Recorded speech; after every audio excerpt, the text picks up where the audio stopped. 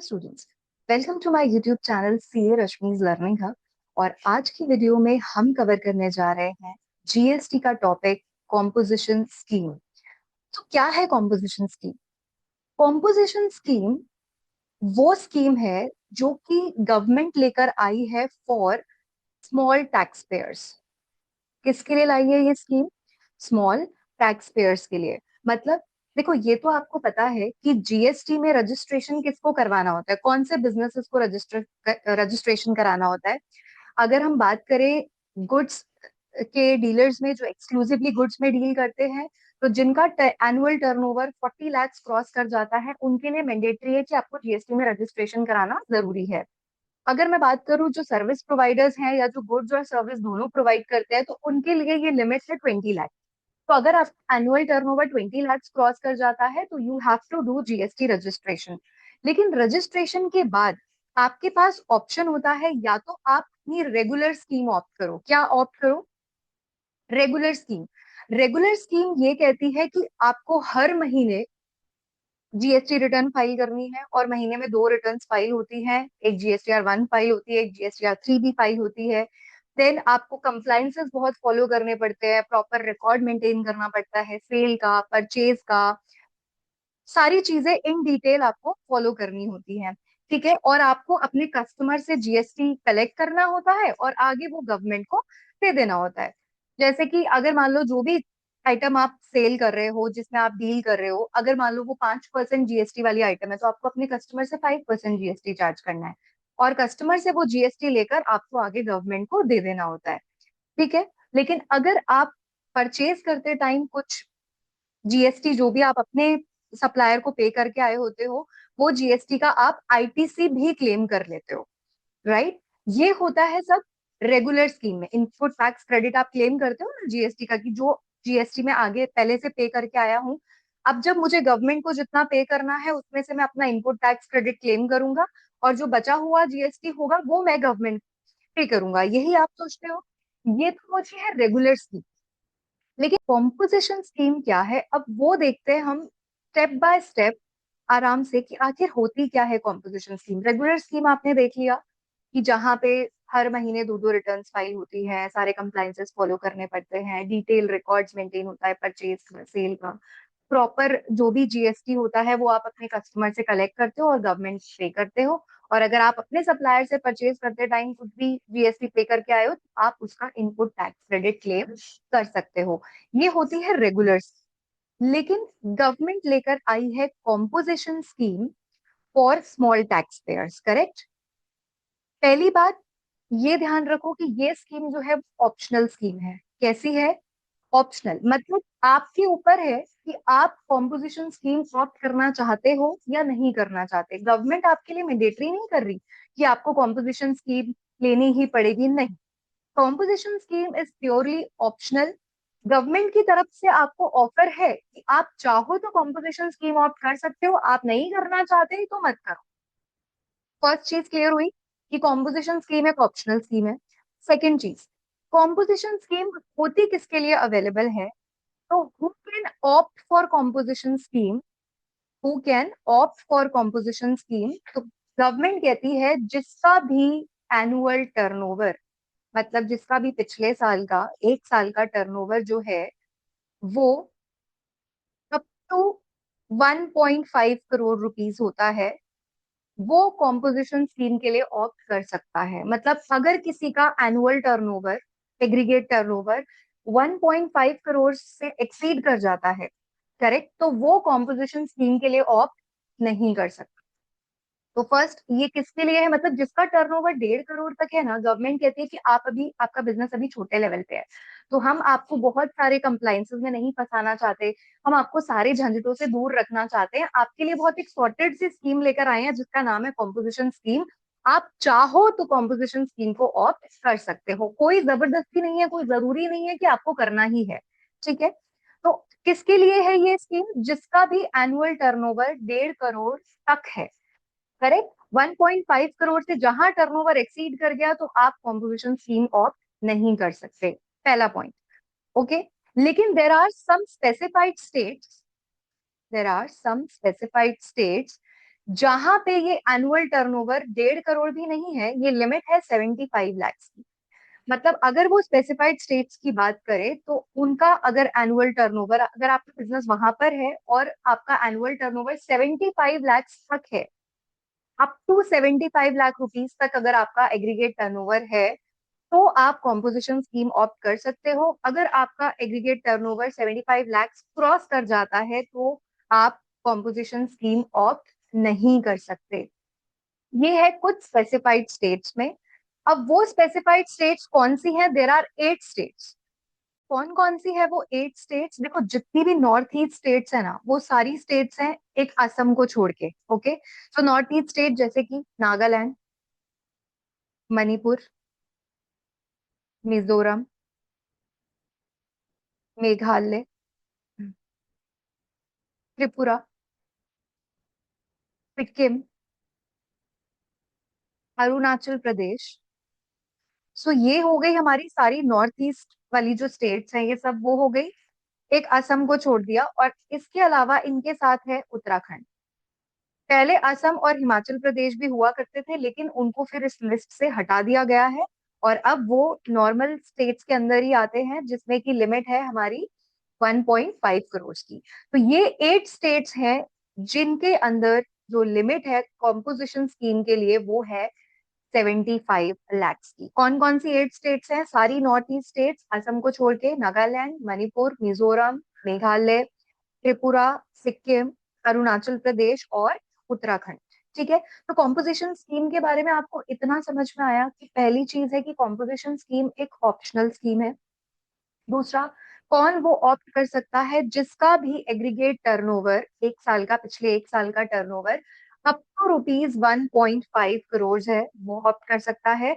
And there are 8 specified states जहां पर ये लिमिट 1.5 करोड़ की जगह है 75 लाख। तो वो 8 स्टेट्स भी आपके सामने है: नागालैंड, मणिपुर, मिजोरम, मेघालय, त्रिपुरा, सिक्किम, अरुणाचल प्रदेश और उत्तराखंड। तो ये 8 स्टेट्स हो गई। ठीक है। कॉम्पोजिशन स्कीम में होता क्या है? देखो, क्यों कोई कॉम्पोजिशन स्कीम ऑप्ट करना चाहेगा? गवर्नमेंट ने ऑफर दिया है, आप चाहो तो ऑप्ट कर सकते हो, लेकिन आप क्यों करना चाहोगे? आपको उसके फायदे क्या क्या हैं? क्यों आप कॉम्पोजिशन स्कीम ऑप्ट करना चाहोगे? सबसे पहली चीज है कि यहाँ पर कंप्लाइंसेस बहुत कम होते हैं।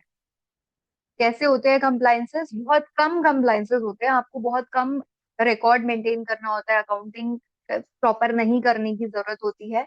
तो फर्स्ट बेनिफिट इज कंप्लाइंसेस कम होते हैं। सेकेंड चीज कि यहाँ पे जो जीएसटी होता है ना, वो जीएसटी आप अपने कस्टमर से कलेक्ट नहीं करते हो। मतलब आप अपना एक प्राइस फिक्स कर लो, जो भी आपका प्राइस है गुड्स का, सर्विसेज का, जो भी आप प्रोवाइड कर रहे हो, आप उसका एक प्राइस फिक्स कर लो। आप उसी प्राइस पे कस्टमर को सामान बेचोगे, कस्टमर से आप जीएसटी नहीं ले सकते।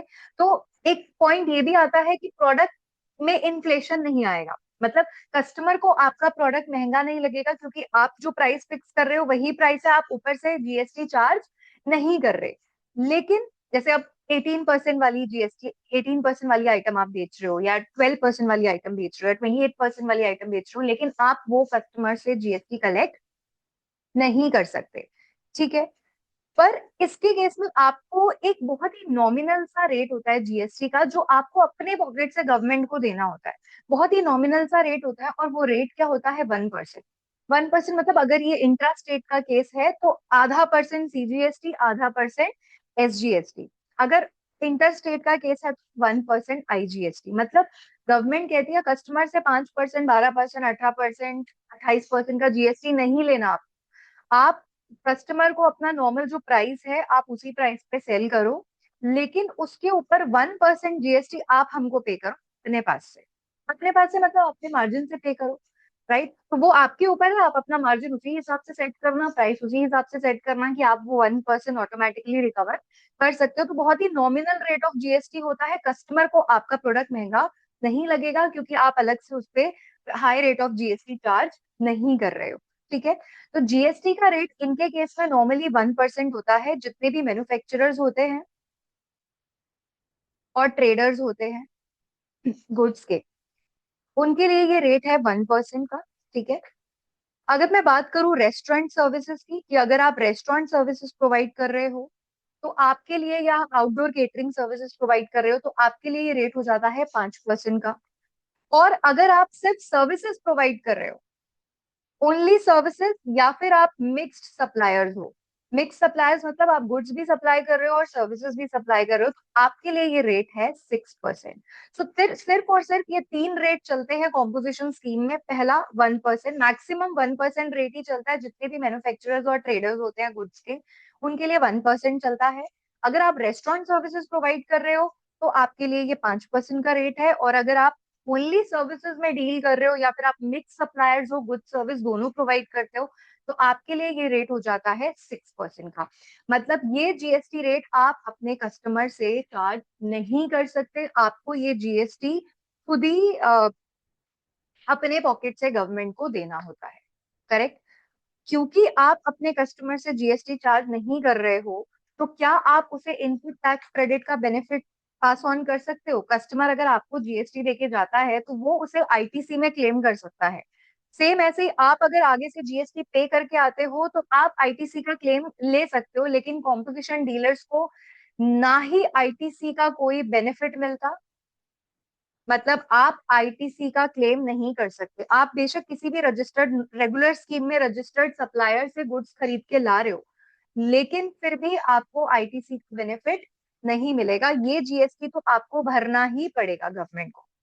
और दूसरी चीज है कि आप आईटीसी का क्लेम पास ऑन भी नहीं कर सकते अपने कस्टमर को। मतलब जो लोग आपसे गुड्स या सर्विसेज परचेज कर रहे हैं, वो आपको पहली बात जीएसटी दे ही नहीं रहे। जब वो आपको जीएसटी ही नहीं देंगे, तो उनको आईटीसी मिलने का तो सवाल ही नहीं होता। Is it clear? तो यहाँ तक समझ में आया जी कॉम्पोजिशन स्कीम में अभी तक हमने क्या क्या देखा? सबसे पहले कॉम्पोजिशन स्कीम एक ऑप्शनल स्कीम है, आपकी मर्जी है, ऑप्ट करना चाहते हो तो करो, नहीं करना चाहते तो मत करो। गवर्नमेंट की तरफ से सिर्फ आपके लिए एक ऑफर है। सेकेंड चीज, सिर्फ कौन ये ऑप्ट कर सकता है? जिनका एनुअल टर्नओवर 1.5 करोड़ तक है। ठीक है, लेकिन देर आर 8 स्पेसिफाइड स्टेट्स जिनके लिए ये टर्नओवर लिमिट 1.5 करोड़ की जगह क्या है, 75 लाख रुपीज है। और वो स्टेट्स ये रही आपके सामने: नागालैंड, मणिपुर, मिजोरम, मेघालय, त्रिपुरा, सिक्किम, अरुणाचल प्रदेश और उत्तराखंड। अब जीएसटी कॉम्पोजिशन स्कीम वालों को क्या करना होता है? उनके जो कंप्लायंसेस होते हैं वो कम होते हैं, उनको ज्यादा फॉर्मेलिटीज फॉलो नहीं करनी होती। उनका जीएसटी रेट, रेगुलर जो गुड सर्विसेज का जीएसटी रेट होता है वो नहीं होता। रेगुलर रेट क्या होते हैं? नॉर्मली क्या होते हैं? 5%, 12%, 18%, 28%। इनके ऊपर वो रेट एप्लीकेबल नहीं है। ये लोग बहुत ही नॉमिनल सा रेट अपने पॉकेट से गवर्नमेंट को ये जीएसटी पे करते हैं, कस्टमर से जीएसटी चार्ज नहीं कर सकते। और वो नॉमिनल सा रेट है manufacturers and traders of goods के लिए 1%, रेस्टोरेंट वालों के लिए 5%, और अगर वो सर्विसेज प्रोवाइड करते हैं या फिर मिक्स सप्लायर्स हैं, यानी कि गुड सर्विस दोनों प्रोवाइड करते हैं, तो उस केस में उनके लिए 6% का रेट है। ठीक है? क्योंकि ये लोग कस्टमर से जीएसटी चार्ज नहीं कर सकते, तो कस्टमर को आईटीसी का बेनिफिट पास ऑन नहीं कर सकते। लेकिन ये खुद अगर जीएसटी पे करके भी आते हैं, तो भी ये आईटीसी क्लेम नहीं कर सकते। Right? Is it clear? Okay. Second thing, ये जो रिटर्न्स होती हैं इनकी, नॉर्मल रेगुलर टैक्स पेयर्स कैसे रिटर्न पे करता है, कैसे रिटर्न फाइल करता है? मंथली।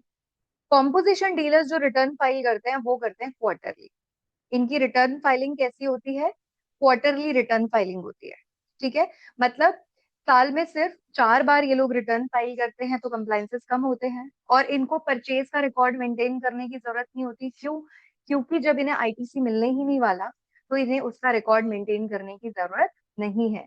जीएसटीआर 1 भी इनको फाइल करने की जरूरत नहीं होती। क्यों नहीं होती? क्योंकि ये अपने कस्टमर को आईटीसी का बेनिफिट देते ही नहीं है, तो इसीलिए वो रिकॉर्ड भी इनको शो करने की जरूरत नहीं है। ये सिर्फ और सिर्फ क्वार्टरली अपनी रिटर्न फाइल करते हैं, उसमें प्रॉपर बताते हैं कि हमने कितने की सेल की है। परचेज का कोई यूज नहीं है, क्योंकि आईटीसी ये लोग क्लेम कर नहीं सकते। तो जितनी भी सेल की होती है उस पर ये नॉमिनल रेट ऑफ जीएसटी लगा के क्वार्टरली रिटर्न फाइलिंग के टाइम पे ये वो जीएसटी पे कर देते हैं। ठीक है? तो ये था इनके बेसिक कंप्लायंसेस कि क्यों जीएसटी जो कॉम्पोजिशन स्कीम है, ये लोग क्यों ऑप्ट करना चाहते हैं। तो चलिए देखते हैं बेनिफिट्स ऑफ कॉम्पोजिशन स्कीम। अगर हम बात करें, ऑलरेडी हम डिस्कस कर चुके हैं रिड्यूस टैक्स रेट। सबसे पहले टैक्स रेट कम होते हैं। नॉर्मल रेगुलर स्कीम में 5%, 12%, 18 और 28% रहता है। इसमें 1% का नॉमिनल रेट रहता है, और रेस्टोरेंट सर्विसेज में 5 और सब सर्विसेज के केस में, सर्विस प्रोवाइडर्स के केस में 6% रहता है। Then there is simplified compliance, जैसे कि रिटर्न्स आपको कम फाइल करनी पड़ती है, रिकॉर्ड बहुत कम मेंटेन करने पड़ते हैं, उसकी वजह से आपकी एडमिनिस्ट्रेटिव कॉस्ट भी सेव होती है। So these are the benefits, हमने अभी ऑलरेडी डिस्कस किए हैं।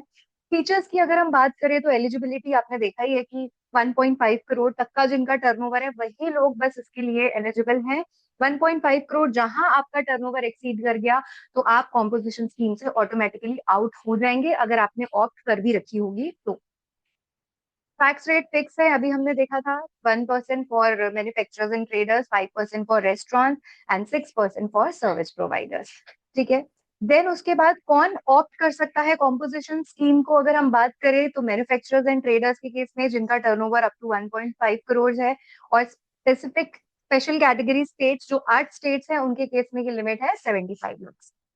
रेस्टोरेंट के केस में भी 1.5 सीआर का ही टर्नओवर देखा जाएगा। सर्विस प्रोवाइडर्स की अगर हम बात करें, अगर आप सर्विस प्रोवाइडर्स हैं तो आपके लिए कॉम्पोजिशन स्कीम के लिए जो टर्नओवर लिमिट है वो 1.5 करोड़ नहीं है, आपके लिए है 50 लाख रुपीज। ठीक है। अदर देन रेस्टोरेंट सर्विसेज, अगर आप कोई भी सर्विस प्रोवाइड करते हो तो आपके लिए सिर्फ 50 लाख तक की ही लिमिट है कि आप 50 लाख आपका टर्नओवर है तब तक ही आपको आपके पास कॉम्पोजिशन स्कीम का ऑफर है। अगर आपका टर्नओवर 50 लाख क्रॉस कर गया तो आपको कॉम्पोजिशन स्कीम नहीं मिल सकती, पहली चीज। और जो लोग भी सर्विसेज प्रोवाइड कर रहे हैं वो कितनी सर्विस प्रोवाइड कर सकते हैं, उसकी लिमिट है कि आपके जो टोटल टर्नओवर होगा गुड्स का मिला के या जो भी है उसका 10%, जो आपका स्टेट का टर्नओवर है उसका 10% से ज्यादा आप सर्विस प्रोवाइड नहीं कर सकते, या फिर 5 लाख रुपीज की सर्विस से ज्यादा आप सर्विस प्रोवाइड नहीं कर सकते विथ एवर इज हायर। तो मान लो आपका स्टेट टर्नओवर है लेट से 60 लाख रुपीज, ठीक है, लास्ट ईयर का जो आपका पूरे स्टेट का जो टर्नओवर है वो है 60 लाख का, तो उसका 10% बनता है 6 लाख रुपीज, करेक्ट। कितना बनता है 10%? 6 लाख। तो 6 लाख या फिर 5 लाख की सर्विसेज दोनों में से जो भी हायर है, तो यहाँ पे हायर आ गया 6 लाख।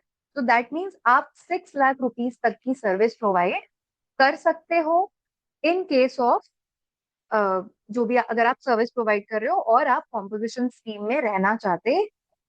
आपके लिए पहली टर्नओवर की लिमिट है 50 लाख रुपीज। सेकेंडली आप कितने अमाउंट की सर्विस सप्लाई कर सकते हो, जितना भी आपका टोटल स्टेट टर्नओवर होगा उसका 10% या फिर 5 lakh rupees whichever is higher. ठीक है। अब बात करते हैं कि कौन कॉम्पोजिशन स्कीम ऑप्ट नहीं कर सकता। तो सबसे पहला पॉइंट तो ऑब्वियसली क्लियर है, हाई टर्नओवर बिजनेसेस, मतलब जिनका भी बिजनेस हमारी जो थ्रेशोल्ड लिमिट है उसको क्रॉस कर जाएगा वो लोग कॉम्पोजिशन स्कीम ऑप्ट नहीं कर सकते। मतलब 1.5 सीआर, 75 लाख और 50 लाख। 1.5 सीआर सबके लिए, 75 लाख स्पेशल कैटेगरी स्टेट्स, और अगर हम सर्विस प्रोवाइडर्स की बात करें तो 50 लाख। तो अगर आपका टर्नओवर ये थ्रेशोल्ड लिमिट क्रॉस करेगा तो you can not opt for composition scheme. ठीक है। सेकेंड चीज, अगर आप इंटर स्टेट सप्लायर्स हो, मतलब आपने गुड्स को, अपनी सर्विसेज को दूसरे स्टेट में भी सप्लाई कर रहे हो, ठीक है, अगर आप इंटर स्टेट सप्लाई कर रहे हो तो गवर्नमेंट कहती है हमारे हिसाब से आप छोटे बिजनेसमैन नहीं हो क्योंकि आप अपना सामान दूसरे स्टेट तक भी पहुंचा रहे हो, तो आप कॉम्पोजिशन स्कीम ऑप्ट नहीं कर सकते। तो मतलब पहला, जिनका टर्नओवर एक्सीड कर जाता है वो कॉम्पोजिशन स्कीम नहीं ऑप्ट कर सकते। सेकेंड, जो भी अपने गुड्स की इंटर स्टेट सप्लाई कर रहे हैं वो लोग कॉम्पोजिशन स्कीम ऑप्ट नहीं कर सकते। ठीक है। थर्ड, ये जो मैन्युफैक्चरर्स होते हैं, इन चीजों के जो मैन्युफैक्चरर्स हैं वो भी कॉम्पोजिशन स्कीम ऑप्ट नहीं कर सकते। इसमें मोस्ट कॉमन अगर हम बात करें, paan masala, tobacco products, aerated water, ice cream manufacturers, fly ash bricks, building bricks, earthen और रूफिंग टाइल्स, इन सब के जो मैन्युफैक्चरर्स हैं ये लोग भी कॉम्पोजिशन स्कीम ऑप्ट नहीं कर सकते। और उसके बाद आता है कि जो भी अपना बिजनेस रन कर रहा है थ्रू ई कॉमर्स ऑपरेटर्स। ई कॉमर्स ऑपरेटर्स क्या होते हैं? जो जितने भी ये ऑनलाइन प्लेटफॉर्म्स होते हैं they R E commerce operators. तो जो लोग भी अपना बिजनेस ई कॉमर्स ऑपरेटर्स के थ्रू रन कर रहे हैं वो लोग भी कॉम्पोजिशन स्कीम ऑफ नहीं कर सकते। तो ये लोग हैं जो भी कॉम्पोजिशन स्कीम नहीं ऑप्ट कर सकते। कौन कौन आ जाएगा इसके अंदर? नंबर वन, जिसका टर्नओवर लिमिट से ज्यादा हो गया वो नहीं कर सकते। नंबर टू, अगर आप इंटर स्टेट सप्लाई कर रहे हो तो आप कॉम्पोजिशन स्कीम ऑप्ट नहीं कर सकते। नंबर 3, जो मैन्युफैक्चरर्स होते हैं इन प्रोडक्ट के बेसिक कॉमन, जैसे कि आइसक्रीम, पान masala, tobacco products, rated water, इन सब चीजों के अगर आप मैन्युफैक्चरर्स हो तो आप कॉम्पोजिशन स्कीम ऑप्ट नहीं कर सकते। और अगर आप अपना बिजनेस रन कर रहे हो through e commerce operators, then also you can not opt for composition scheme. Is it clear?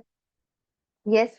अब चलते हैं टर्नओवर पे। जैसे कि मैंने आपको बोला, हमने स्टार्ट ही किया था कि टर्नओवर जो है वो इस लिमिट से ज्यादा नहीं होना चाहिए, 1.5 करोड़ से ज्यादा नहीं होना चाहिए, 75 लाख से ज्यादा नहीं होना चाहिए। तो आखिर टर्नओवर में क्या क्या इंक्लूड होगा? तो टर्नओवर में इंक्लूड क्या क्या होगा? What do you mean by annual aggregate turnover?